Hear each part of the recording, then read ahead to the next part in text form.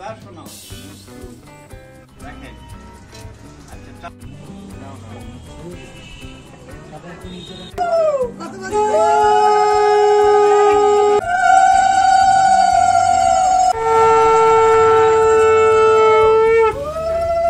এই ক্লিপিংসগুলো আমার বিয়ের কিছুদিন আগের ক্লিপিংস তোমাদের সঙ্গে এখন শেয়ার করছি। এখন আমার হাতে একটু সময় টময় আছে, তার জন্য শেয়ার করছি। আর যে ভয়ঙ্কর যেটা ছেটেছিস, বাপ রে, এটা হয়েছে সেরা ছাটা।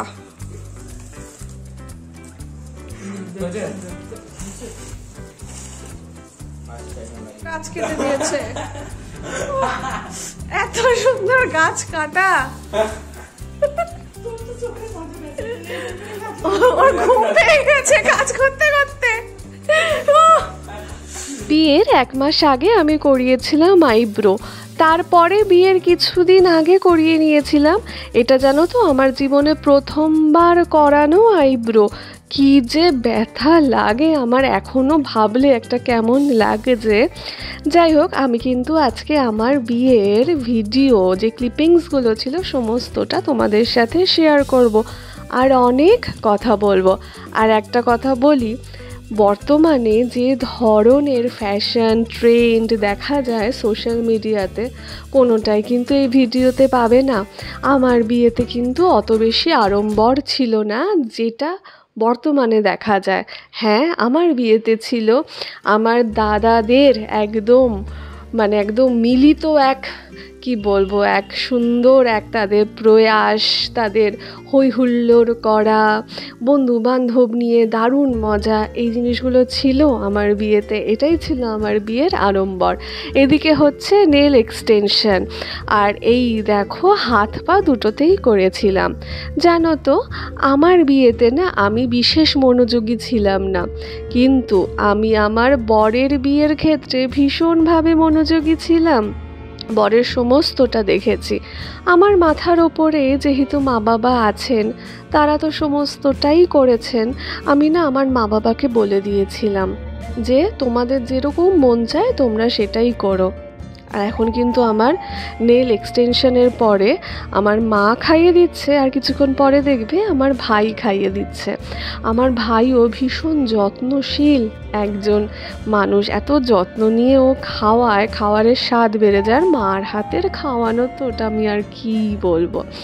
হ্যাঁ, যেটা বলছিলাম, আমার বিয়ের সময় আমাকে না আমার নিজেকে মনে হতো আমি একদম খুব খুব সৌভাগ্যবতী একজন, আমার সবসময়ই মনে হয়।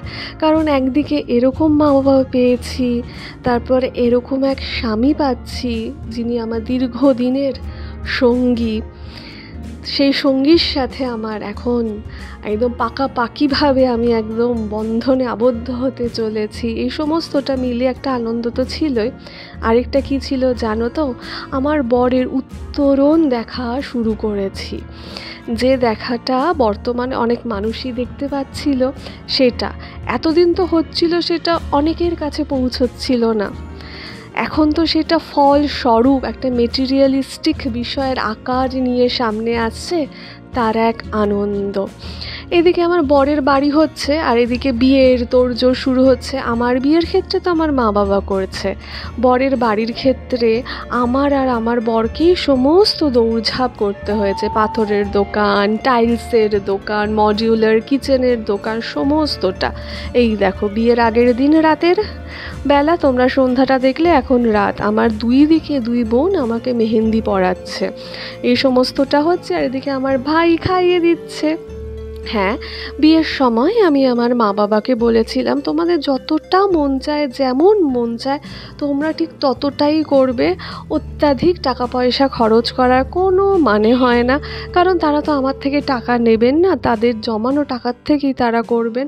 কোনো কিছুর, এই সমস্ত কিছুর মানে হয় না। তোমরা মজা করে, তোমরা হালকা থেকে, মানসিক শান্তির জায়গাটার থেকে যাতে আমাকে বিয়ে দিতে পারো।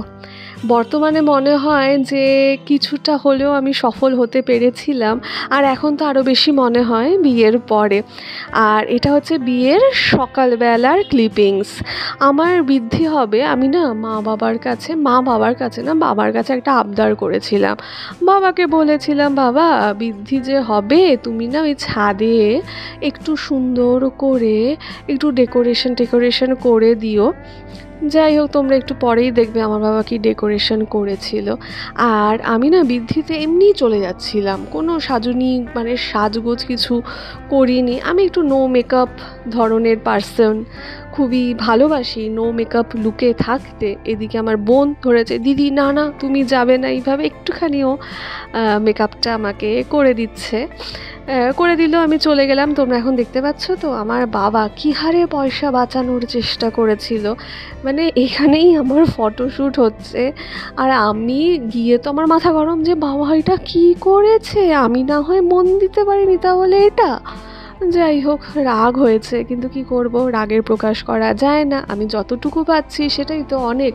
কত মেয়ের কমেন্ট দেখি জানো তো, অনেক যে তোমার এই ওয়েডিং ব্লগগুলো যে হয় তখন তো দেখি, সেক্ষেত্রে না আমার তারা লেখে যে তোমার তোমার কত সোনা গয়না হয়েছে, তোমার বিয়েতে কত সুন্দর সমস্ত কিছু হয়েছে, আমার তো তাও হয়নি। তখন মনে হয় যে না, আমি তো সত্যিই অনেক কিছু পাই সব সময়, সেখানে তো আমাকে কৃতজ্ঞ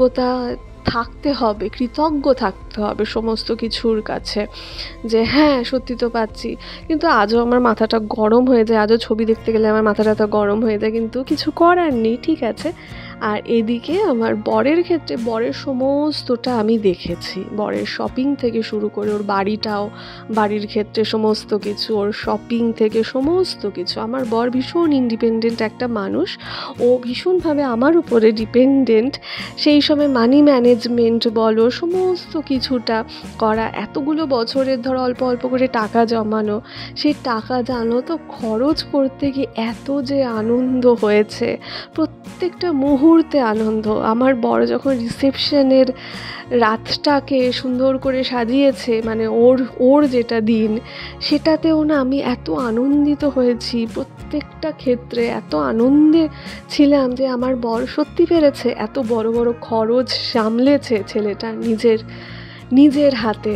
ছেলেটা ভীষণ পরিশ্রমী একজন মানুষ। আমি এরকম একজন পরিশ্রমী মানুষের সাথে থাকতে পারি, এরকম একজন পরিশ্রমী মানুষের সান্নিধ্য পাচ্ছি, তাতে আমি ভীষণ গর্বিত। আর আমি ভীষণ